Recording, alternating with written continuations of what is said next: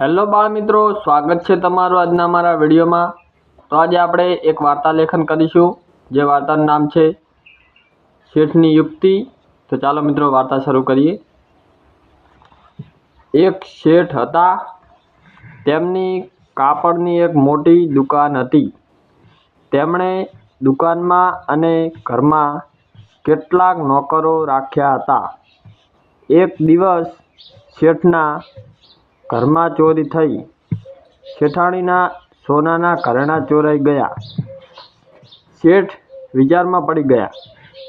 તેમણે બધા નોકરોને બોલાવી ઘરેણાંની ચોરી વિશે નોકરોની પૂછપરછ કરી, પણ કોઈ નોકરે માહિતી આપી નહીં। શેઠને એક નોકર પર વહેમ હતો। શેઠે એક યુક્તિ કરી। તેમણે બધા નોકરોને સરખી લંબાઈની લાકડીઓ આપી અને કહ્યું, તમારામાંથી જેણે ઘરેણાંની ચોરી કરી હશે તેની લાકડી આવતીકાલે 5 સેમી જેટલી વધી જશે। બધા નોકરો લાકડી લઈને જતા રહ્યા। જે નોકરે ઘરેણાંની ચોરી કરી હતી તે ગભરાયો। તેણે વિચાર્યું કે ચોક્કસ તેની લાકડી 5 સેમી જેટલી વધી જશે, તેથી તેણે અગાઉથી જ તે લાકડી 5 સેમી જેટલી કાપી નાખી।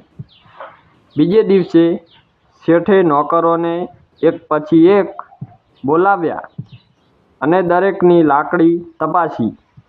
તેમને એક નોકરની લાકડી 5 સેમી ટૂંકી માલુમ પડી। શેઠે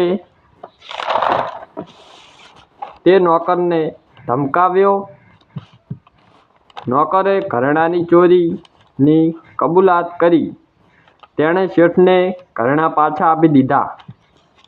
શેઠે તે નોકરને કામમાંથી કાઢી મૂક્યો અને તે શેઠની યુક્તિ સફળ થઈ। તો બાળમિત્રો, આપણે કૌથી કામ કરવું જોઈએ। તો આ વિડીયો તમને કેવો લાગ્યો કમેન્ટ કરજો। જો વિડીયો સારો લાગ્યો તો લાઈક કરજો। ચેનલ પર નવા આવે તો ખાસ ચેનલ સબસ્ક્રાઈબ કરજો।